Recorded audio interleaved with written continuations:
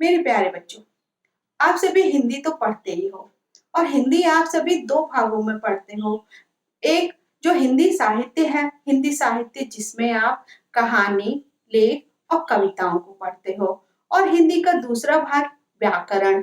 व्याकरण जो वो है जिसमें आप पत्र लिखना, कहानी लिखना और व्याकरण के बारे में जानते हो। जैसे वाक्यों को शुद्ध रूप से लिखना ही व्याकरण है। तो व्याकरण के बहुत सारे तथ्य हैं, उन सभी को आप व्याकरण में जानते हो। तो आज हम व्याकरण के एक पहलू पर चर्चा करेंगे, एक पहलू के बारे में बताऊंगी, वो है हमारा निबंध लेखन। एक अच्छा निबंध किस तरीके से लिखा जाए वो आज मैं आपको बताऊंगी, तो आप सभी ध्यान दीजिएगा। चलिए हम आरंभ करते हैं निबंध लेखन। बच्चों, आप सभी बोर्ड पर देखिए, बोर्ड पर मैंने लिख के रखा हुआ है निबंध लेखन। और निबंध लेखन के बारे में हम सबसे पहले जानते हैं कि निबंध है क्या। तो निबंध है क्या, इसको देखिए, मैं पढ़ के भी सुना रही हूँ और आपको दिखाई भी दे रहा होगा। देखिए, निबंध शब्द का कोषगत अर्थ होता है, यानी कि शब्दों का कोषगत अर्थ, वह बहुत सारे शब्दों का अर्थ होता है। विषय चर्चा, अंग्रेजी के अंग्रेजी शब्द कंपोजिशन। कंपोजिशन आपने इंग्लिश ग्रामर में जरूर पढ़ा होगा, उसी तरीके से यहाँ हिंदी में है। अंग्रेजी शब्द कंपोजिशन के रूप में ग्रहण किया जाता है। अतः निबंध से अभिप्राय किसी विषय पर चर्चा करते हुए रचना करना स्वीकार किया जा सकता है। अर्थात वह रचना जो विचार पूर्वक क्रमबद्ध रूप से लिखी गई हो। अर्थात निबंध वह रचना है जो विचार पूर्वक और क्रमबद्ध रूप से लिखी गई हो। तो हम आगे बढ़ते हैं, फिर जानेंगे निबंध के प्रकार। बच्चों, निबंध के प्रकार, निबंध हमारे चार प्रकार के होते हैं, जिनमें पहला है हमारा वर्णनात्मक। वर्णनात्मक जैसे कि वर्णन, जैसे समझ में आ रहा है कि वर्णन करने वाला। इस प्रकार के निबंधों में किसी स्थान, त्योहारों, पर्यटन, मेला, घटना आदि का वर्णन किया जाता है। इस प्रकार के निबंधों में हम अपने त्योहार या कहीं हम घूमने गए हैं या कोई विशेष घटना या कोई मेला, उनका वर्णन करते हैं, तो वो हमारा इस प्रकार के निबंध में आता है। और दूसरा है हमारा विवरणात्मक। विवरणात्मक जैसा कि विवरण विवरण करना, किसी भी बात का विवरण करना। तो इस प्रकार के निबंधों में किसी विशेष घटना, स्मरण या काल्पनिक घटनाओं आदि का विवरण किया जाता है। काल्पनिक घटनाएं वो होती है जो हमारे मन में आती हैं, जिनकी हम कल्पना कर लेते हैं, तो उनका विवरण किया जाता है। बच्चों, तीसरा है हमारा भावात्मक। इस प्रकार के निबंधों में मन के किसी भाव का भावपूर्ण वर्णन किया जाता है, जैसे प्रेम, मित्रता, क्रोध, निंदा आदि। इस प्रकार के निबंध में हमारे जैसे भाव आते हैं। भाव हमारे कौन से होते हैं? प्रेम के होते हैं, क्रोध के होते हैं, निंदा होते हैं, ईर्ष्या होती है, हमारे बहुत सारे भाव आते हैं। जब हमारे भाव उत्पन्न होते हैं, उन भाव को जब हम किसी विशेष रूप में वर्णन करते हैं, तो वो हमारा भावात्मक निबंध कहलाता है। तो वो हमारा क्या कहलाएगा? भावात्मक निबंध, क्योंकि उसमें हमारे मन के भाव का वर्णन हो रहा है। फिर आगे आता है हमारा चौथा विचारात्मक। विचारात्मक इन निबंधों में विचारों और तर्कों की प्रधानता रहती है। साहित्य, समाज, धर्म, दर्शन आदि विचारों का वर्णन किया जाता है। यानी कि इस प्रकार के निबंध में हमारे समाज के बारे में, साहित्य के बारे में, धर्म के बारे में, दर्शन के बारे में, इन सभी के बारे में विचार करते हुए वर्णन किया जाता है। तो ये हमारे निबंध के प्रकार हुए। देखिए बच्चों, निबंध निबंध लेखन की विधि। निबंध जब हम लिख रहे हैं तो उस समय हमें कौन सी बातों का ध्यान रखना है, ये मैं बता रही हूँ, आप ध्यान दीजिए। नंबर 1, निबंध लिखने से पूर्व विषय, भाव, समस्या का केंद्र बिंदु सोचना चाहिए। अपने विचार उसी बिंदु पर स्थिर करने चाहिए। जो विचार हमने सोचा है, जिस पर हमें निबंध लिखना है, अपने भाव या समस्या का जो भी हमारा केंद्र बिंदु है, हमें उसी को स्थिर करना चाहिए। उस पर ही हमें ध्यान रखना चाहिए कि हमारा केंद्र बिंदु क्या है। नंबर 2, प्रदत्त विषय से संबंधित अपने विचारों को विभिन्न तर्कों व प्रमाणों द्वारा पुष्ट करना चाहिए, जिससे आपके विचार भ्रामक न लगे। तो हमें अपने निबंध के जो विषय है हमारा, उससे संबंधित जो हमारे विचार हैं, तर्क हैं, उनको प्रमाणों द्वारा पुष्टि कर लेनी चाहिए। यानी कि जो भी प्रमाण है उनके द्वारा हमें पुष्टि कर लेनी चाहिए कि हमारे जो विचार है वो सही है या नहीं है, जो हम लिख रहे हैं वो सही लिख रहे हैं या नहीं लिख रहे हैं, जिससे कि आपके विचार भ्रामक न लगे, यानी कि आपके विचारों के द्वारा भ्रम पैदा ना हो। तीसरा बिंदु है हमारा, यदि किसी कहावत, मुहावरा, दोहा आदि कथन पर निबंध लिखा जाए तो पहले उसका केंद्रीय अर्थ अवश्य समझ लें। जैसे कि कोई कहावत दे दी, कहावत पे निबंध लिखना है, या कोई दोहा दे दिया, दोहे पे निबंध लिखना है, तो उस पर निबंध लिखने से पहले आपको उसके बारे में अवश्य जान लेना चाहिए कि यह दोहा क्या कह रहा है, इसका अर्थ क्या निकलेगा, या इस कहावत का अर्थ क्या है, तभी उस पर आगे निबंध लिखना शुरू करें। चौथा बिंदु है हमारा, आवश्यकता पड़ने पर विभिन्न विद्वानों के मतों या विचारधारा का आश्रय लिया जा सकता है। तो चौथा बिंदु, अगर हम नहीं लिख पा रहे हैं या कोई हमें समस्या उत्पन्न हो रही है निबंध लिखने में, तो यहाँ पर आवश्यकता पड़ने पर, अगर हमें आवश्यकता पड़ती तो जो भी हमारे विद्वान हुए हैं जिन्होंने निबंध लिखा है या जिनकी विचारधारा अच्छी है, तो उनकी विचारधारा का हम आश्रय ले सकते हैं, उनकी मदद हम ले सकते हैं अपने निबंध को लिखने के लिए। तो इन बातों का आप अवश्य ध्यान रखिएगा। अब निबंध लेखन के प्राय 3 भाग होते हैं, 3 भागों में इसे बांट दिया जाता है, फिर उसके भागों के अंदर हम अपने बिंदुओं को दर्शाते हैं। तो इसके 3 भाग कौन से हैं? देखिए, सबसे पहला है प्रारंभ। प्रारंभ यानी किसी भी विषय को शुरू करना ना, उसको बोलते हैं हम प्रारंभ। जैसे निबंध का प्रारंभ क्या होगा? प्रारंभ में देखिए, इसमें प्रदत्त विषय समस्या की प्रस्तावना होती है। प्रस्तावना यानी विषय और उसकी समस्या को रखते हैं। अपने विचार प्रारंभिक चरण में एक अनुच्छेद में करना चाहिए। जो प्रस्तावना हमारी है उसको एक अनुच्छेद में करना चाहिए। अनुच्छेद यानी छोटा सा पैराग्राफ, छोटा, उसमें हमें अपनी प्रस्तावना लिखनी चाहिए। फिर आता है हमारा नंबर 2 पर कथ्य विवेचन यानी उसका मध्य भाग। मध्य भाग, इसमें विषय समस्या पर तर्कपूर्ण विवेचन प्रस्तुत किया जाता है। मध्य भाग में हमारे तर्कपूर्ण विवेचन प्रस्तुत किया जाता है। उसमें हमारे वर्णनात्मक, विवरणात्मक, भावात्मक आदि विचारों की प्रधानता होती है। तो उसको हम मध्य भाग में अपना लिखते हैं निबंध में, और उनको भी हम अपने कुछ बिंदुओं में बांट लेते हैं, फिर हम अपने मध्य भाग को पूरा करते हैं। इसके बाद आता है हमारा समापन भाग। समापन भाग यानी निबंध का समाप्त होना। ये समापन भाग, इसमें अपने विवेचन के निष्कर्ष, सुझाव और समाधान आदि दिए जाते हैं। जब निबंध हमारा समापन की ओर होता है, जब हम अपने निबंध को समाप्त करते हैं, तो उसमें जिस विषय पर हमने चर्चा की हुई होती है, जिस विषय की समस्या हमने उठाई हुई होती है, उस विषय का हम निष्कर्ष और सुझाव और समाधान भी रखते हैं। बच्चों, ये तो थी हमारी निबंध यानी एक अच्छे निबंध लिखने के बारे में मुख्य बातें, जिनको आप सभी ने जाना, समझा, और अब आपको, मुझे आशा है कि अब आप अपना निबंध बहुत अच्छी तरह से लिख पाएंगे। तो आपको निबंध कैसे लिखना है, इसके लिए मैंने आपके लिए एक निबंध लिखा हुआ है, जिसे मैं अभी आपके साथ शेयर करूंगी। और उस निबंध में मैंने एक विद्यार्थी जीवन को दर्शाया। विद्यार्थी जीवन यानी कि एक विद्यार्थी क्या क्या सोचता है, क्या क्या सपने देखता है, और उसको उसकी जीवन की अभिलाषा के ऊपर। मेरे निबंध का मुख्य विषय है जीवन की अभिलाषा।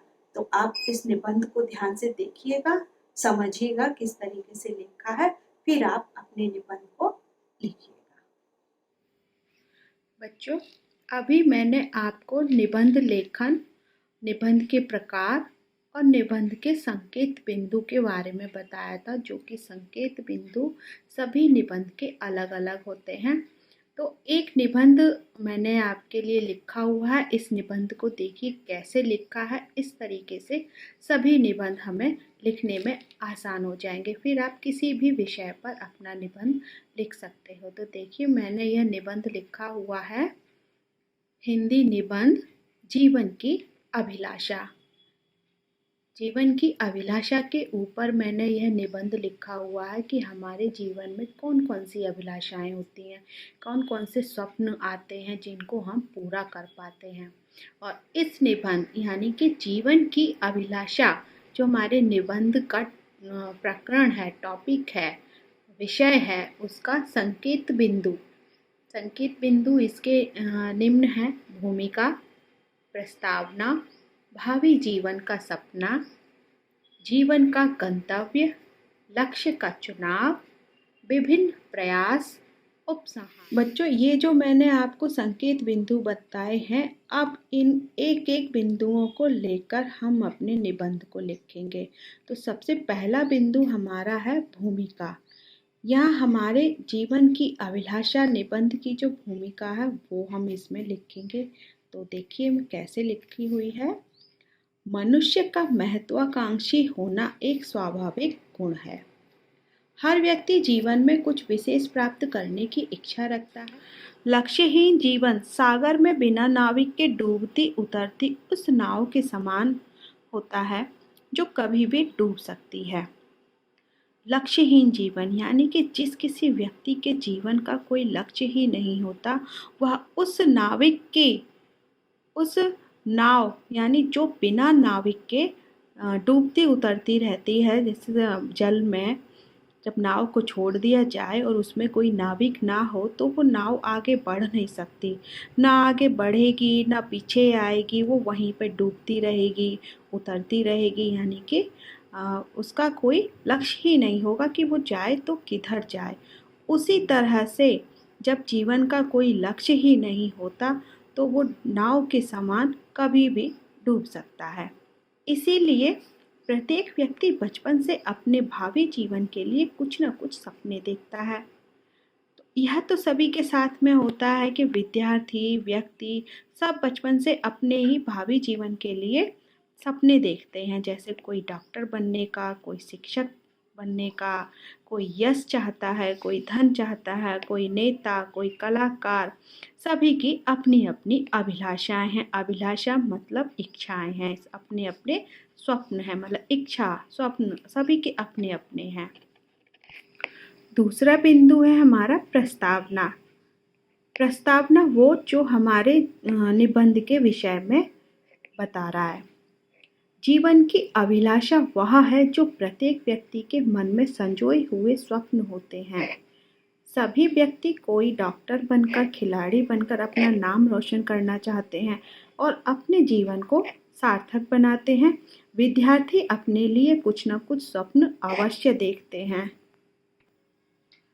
अब आता है हमारा तीसरा पॉइंट, तीसरा बिंदु, भावी जीवन का सपना। जैसा कि मैंने अभी पीछे बताया था कि विद्यार्थी कुछ न कुछ स्वप्न अवश्य देखते हैं। तो मैं भी एक विद्यार्थी हूँ।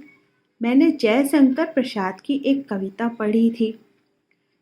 इस पथ का उद्देश्य नहीं है शांत भवन में टिक रहना, किंतु पहुंचना उसी सीमा तक है जिसके आगे राह नहीं। इस पथ का यानी इस राह का यह उद्देश्य नहीं है कि शांत भवन में, मतलब शांत घर में आप एक ही जगह टिके रहो, कुछ ना करो, वहीं बैठे रहो, किंतु उस सीमा तक पहुंचना है। हमें उस लक्ष्य तक पहुंचना है जिस लक्ष्य को प्राप्त करने के बाद उसके आगे कोई रास्ता नहीं रह जाता। हमें उस लक्ष्य तक पहुंचना है। इन्हीं पंक्तियों ने हृदय से प्रश्न किया है, मेरा जीवन लक्ष्य? क्वेश्चन मार्क का मतलब होता है कि मेरा जीवन लक्ष्य क्या है। फिर अपनी आवश्यकताओं, रुचियों, साधनों, पारिवारिक पृष्ठभूमि आदि पर नजर डाली, गहन विचार मंथन किया तो तय किया मैं बड़ा होकर अध्यापक बनूंगा या बनूंगी। बनूंगा या बनूंगी ये दोनों के लिए आता है, लड़कों के लिए भी, लड़कियों के लिए भी। इसीलिए मैंने यहाँ पर यह इस तरीके से लिखा है। जिसने भी मेरे इस लक्ष्य के बारे में सुना उसी ने मेरा उपहास किया। भला यह भी कोई लक्ष्य है? अध्यापक बनकर क्या मिलेगा? यह तो बूढ़ों का व्यवसाय है। इस व्यवसाय में कमाई के लिए कोई स्थान नहीं। तो जब मेरा सपना जाना या मेरी अभिलाषा जानी कि मैं बड़ा होकर अध्यापक बनूंगी, तो सभी ने उपहास उड़ाया। हाँ, सबसे पहले तो सभी लोग आपका लक्ष्य को सुनकर उपहास ही उड़ाते हैं। क्यों? क्योंकि वो उसका मतलब नहीं समझते, और जो मतलब समझ लेता है वो कभी आपका उपहास नहीं उड़ाएगा। तो उपहास उड़ाया और कहा कि यह तो बूढ़ों का काम है, यह व्यवसाय में कमाई के लिए कोई स्थान नहीं है। लेकिन मैंने अपना लक्ष्य निर्धारित कर लिया था। मैंने अपना लक्ष्य निर्धारित कर लिया था कि मुझे अध्यापक ही बनना है। मेरा यह एक लक्ष्य था। अध्यापक बनना है तो अध्यापक ही बनना है। एक लक्ष्य जब हम निर्धारित कर लेते हैं और हम उसी दिशा में बढ़ते हैं तो हम सफल ज़रूर होते हैं।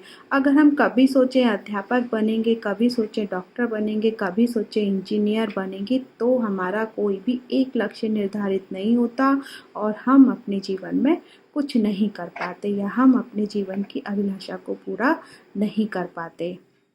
तो हमें अपने लक्ष्य को अवश्य निर्धारित करना चाहिए।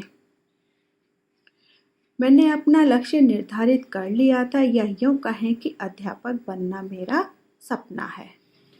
अब हमारे निबंध का चौथा बिंदु, जीवन का गंतव्य। मैं जानती हूँ, जैसा कि मैंने आपको अभी बताया, ये मैंने दोनों के लिए प्रयोग किया है कि अध्यापक बनना अन्य प्रकार के कामों से सर्वथा भिन्न है। मैंने जो निश्चय किया उसमें कहीं न कहीं मेरी अंतः प्रेरणा मुझे इस ओर बढ़ने का मार्ग दिखा रही थी। यानी अपने गंतव्य तक पहुंचने के लिए जो मेरा अंतर्मन था वो मुझे प्रेरित कर रहा था कि मैं अपने इसी लक्ष्य पर अडिग रहूं और जो मेरा सपना है मैं अपने उस सपने को पूरा कर सकूं। मेरे मन में एक दोहा बार बार और आज भी गूंज रहा है, जिसे मैंने छठी कक्षा में पढ़ा था। हाँ बच्चों, ये दोहा मुझे हमेशा याद रहता है और मुझे क्या, जहाँ तक मैं जानती हूँ सभी बच्चों को अच्छे से याद है, आप लोग को भी अच्छे से याद होगा। गुरु गोविंद दो खड़े काके लागू पाए, बलिहारी गुरु आपने गोविंद दियो बताए।